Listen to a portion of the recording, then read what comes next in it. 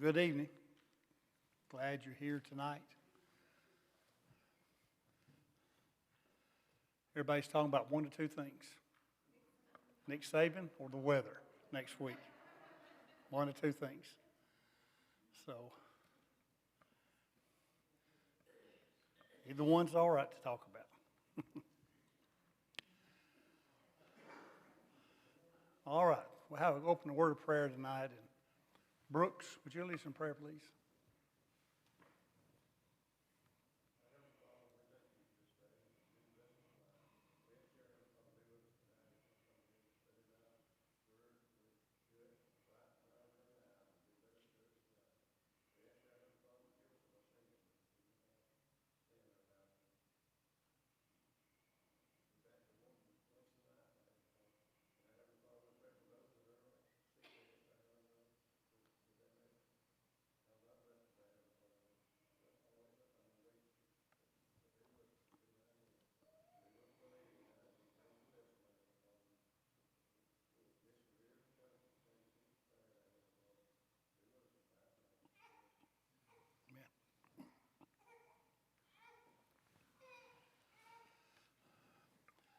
On Sunday morning, we've been using that little yellow book talking about heaven.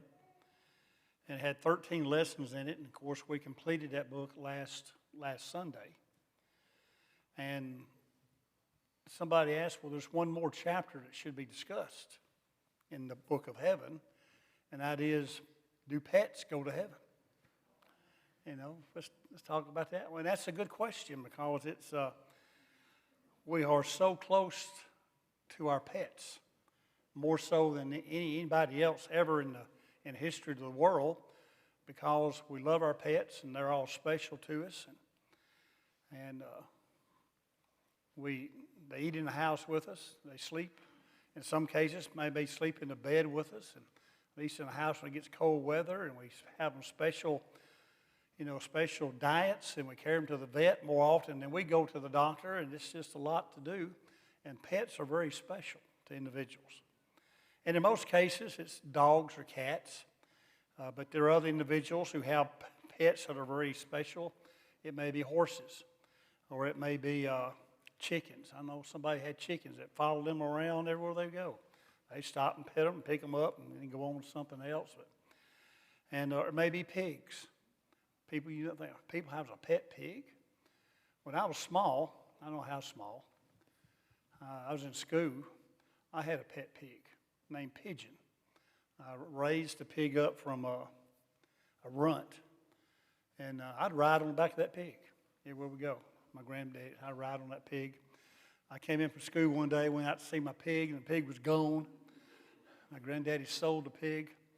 Somebody had that pig for sausage and pork chops. Lost my pig. But anyway, we all have animals that we love. When it comes to animals in America, they say there are 86 million cats as pets. I'm not talking about these stray pets. 86 million pets, 78 million dogs, 5 million rabbits. And there's more animals per household than there are people, than there are children. Most people have more pets than they do children. So that's just a part of it. Some churches, they have special pet days. You can bring your pet in, and your pet will be blessed, a special blessing day. They'll do that or have a pet parade. So in many cases, those pets are on equal standing when it comes to people. How many have ever heard of the Rainbow Bridge? Rainbow Bridge. If you have a special pet, and you got to put that pet down. That's a whole different deal than if your dog or cat gets run over. The dog, cat got out there and got run over. But if you got to carry that pet to the vet, and they got to put the pet under, that's a very tough thing to go through. So if you're close to them. And the Rainbow Bridge, if you ever read it, we're going to read it here.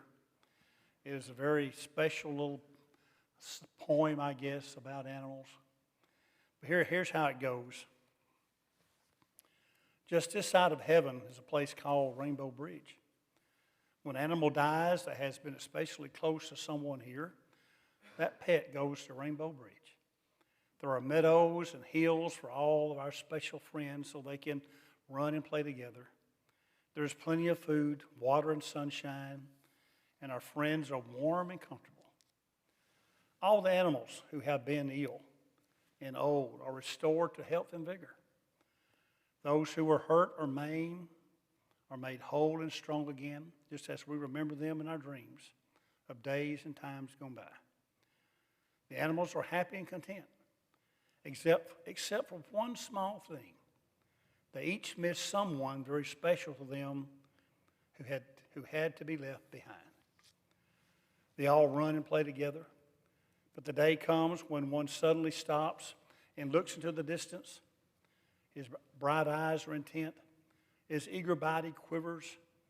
Suddenly he begins to run from the group, flying over the green grass, his legs carrying him faster and faster. You have been spotted. And when you and your special friend finally meet, you cling together in joyous reunion, never to be parted again. The happy kisses rain upon your face. Your hands again caress the beloved head. And you look once more into the trusting eyes of your pet, so long gone from your life, but never absent from your heart. Then you cross the Rainbow Bridge.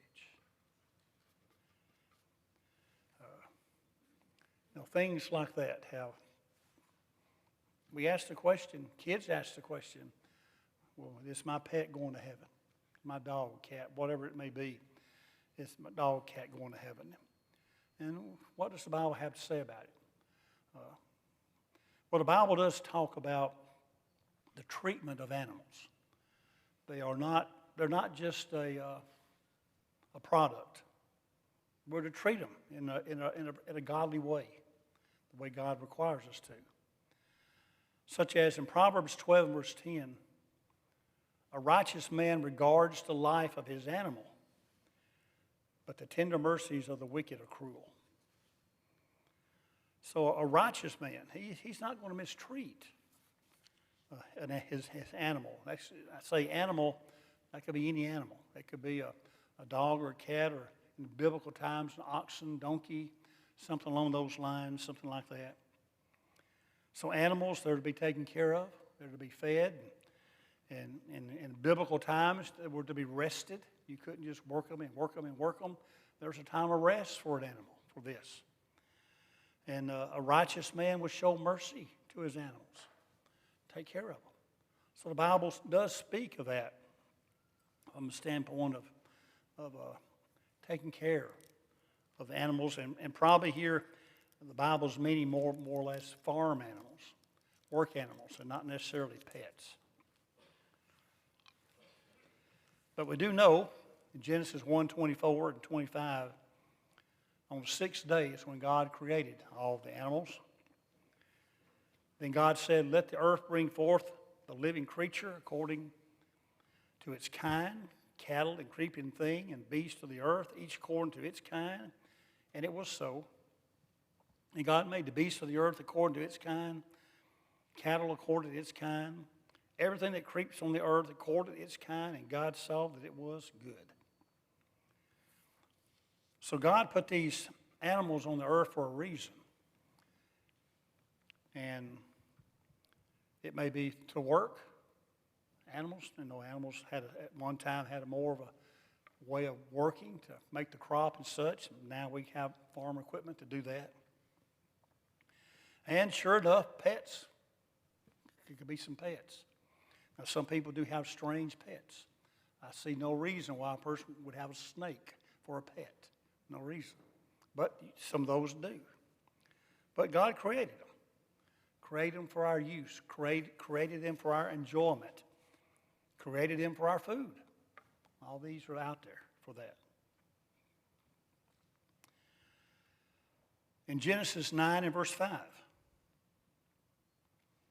it says, "Surely for your lifeblood I will demand a reckoning. From the hand of every beast I will require it, and from the hand of man, from the hand of every man's brother I require the life of man. A couple things that humans and animals have in common here. If you take someone's life, your life could be taken. It was to be taken if you kill somebody. Well, the same thing's true for an animal. If an animal took someone's life, that animal was to be killed. Animal was not to survive. It's not on the screen, but in Exodus 21, if a person was gored to death by an ox, well, that ox was to be killed. But if that ox had gored other people and wasn't killed, well, the ox was to be killed, and the owner of that ox was to be killed as well, because he didn't kill the ox, protect others from being killed by it. So again, you take somebody's life, the death penalty, same thing's true of an animal. If that animal took somebody's life, animal was to be destroyed as well. So there were rules for animals, how that was to be handled. When God did create, and from the very beginning to till today, he makes sure animals are cared for. Luke 12:24. Consider the ravens, for they neither sow nor reap, which have neither storehouse nor barn, and God feeds them. How much more value are you than the birds? God has a way of taking care of the birds, animals. This cold weather that's coming, God take care of them. You put them somewhere where they won't freeze to death. He's put that in them of what to do. Matthew 10:29, are not two sparrows sold for a copper coin, and not one of them falls to the ground apart from your Father's will. The little sparrow, what we see every day flying around, the most popular or populated bird on earth, and yet when one falls to the ground, God knows it. Little bird. And we're of more value than that little bird. But if God can think of that little bird, that much of that little bird, knowing when it dies, think of what he knows of us. So he knows what's happening among the animal kingdom. In Deuteronomy 25 and verse 4, you shall not muzzle an ox while it treads out the grain. If the ox was in the field or treading the grain or whatever the animal was doing, and the animal want to get a bite of, let's see, whatever he's plowing in, let the animal eat. Because, that's just the fairness of it. The animal's doing the work, let the animal get a bite while he's working. Let him enjoy it. So God, again, is showing mercy and kindness toward animals. And he said to man, you are to do the same thing. And then Genesis 1 and verse 26. Here's where the dividing line is. Then God said, let us make man in our image, according to our likeness. Let them have dominion over the fish of the sea, over the birds of the air, over the cattle, over all earth, and over every creeping thing that creeps on earth. Man has a soul. Man is created in the image of God. Animals are not created in the image of God. Do animals have personalities? They certainly do. Do animals have emotions? They certainly do. They can be sad. They can be happy. They can have anger. They can be very protective. No, God gave them these personalities, but he didn't create animals in his likeness, meaning to have an everlasting soul. So they're not eternal. But they have a lot of, and we know, well, our animals have personalities. We know that. And they have that. Genesis 5:1, and this is the book of genealogy of Adam. In the day that God created man, he made him in the likeness of God. So here again, the mankind is created in the likeness of God, not animals. They're not. And only mankind is going to be accountable before God when it comes to the day of judgment. There's not going to be animals there in judgment. No mention of them. In Ecclesiastes 3:10 and 11, I have seen the God-given task with which the sons of men are to be occupied. He has made everything beautiful in its time, and he has put eternity in their hearts, except that no one can find out the work that God does from the beginning to end. Point here being, God has put eternity in our hearts.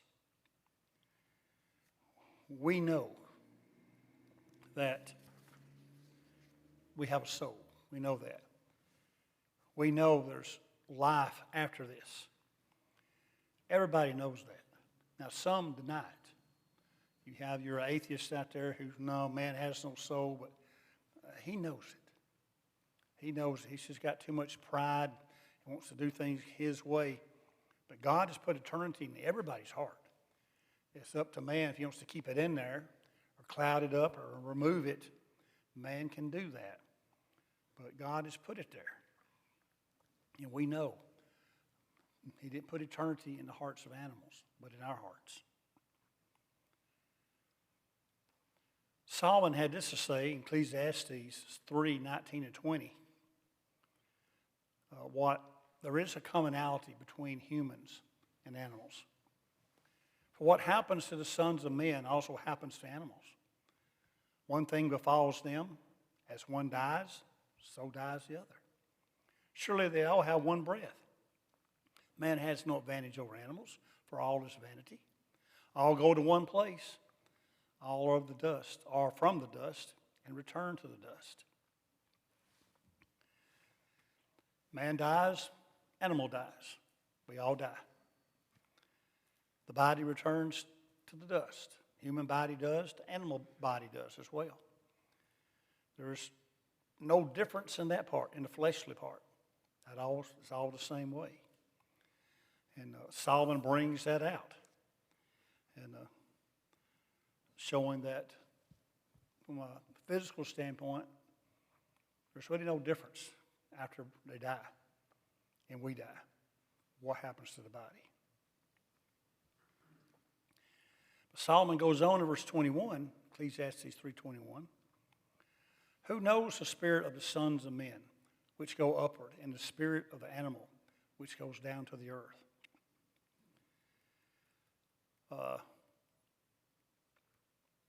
Solomon asks a lot of questions in Ecclesiastes. And he said, how do we know that man's soul goes upward? Or man's spirit? How do we know that of the animal goes down to the earth? How do we know that? He's just asking questions about here.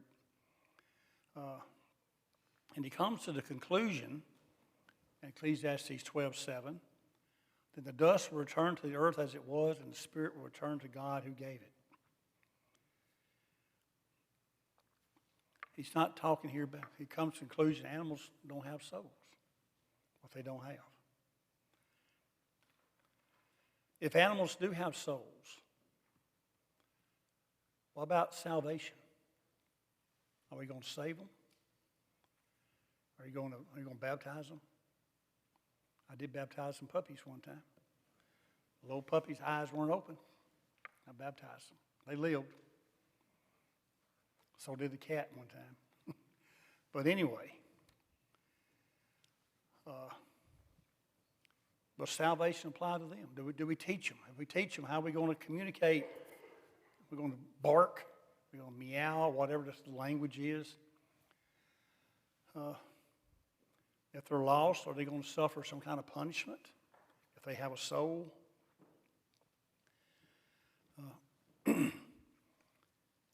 If they have souls, are we accountable if we were to, let's say, you run over a squirrel You hit a deer.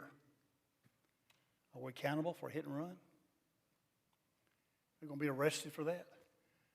You run over somebody, you're going to be held accountable for it. But a squirrel, we don't think anything about it. Just another squirrel. You see a squirrel laying in the middle of the road, pretty flat, you don't call the coroner, call Alan, or go out there and check it out. But a body, a person, that's a little different. So we have a different respect for the human part of us versus the animal part of us, of life. So even though even Solomon here had some questions concerning that of animals.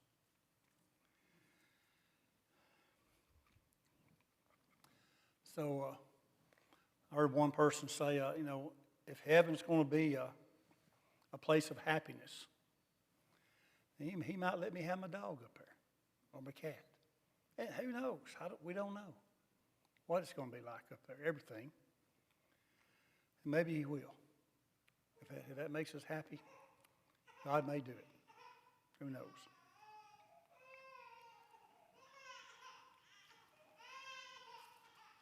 Any comment or question, thought on the pets go to heaven?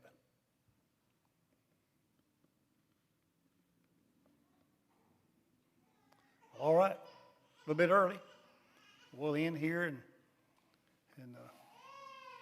take up another topic next Wednesday.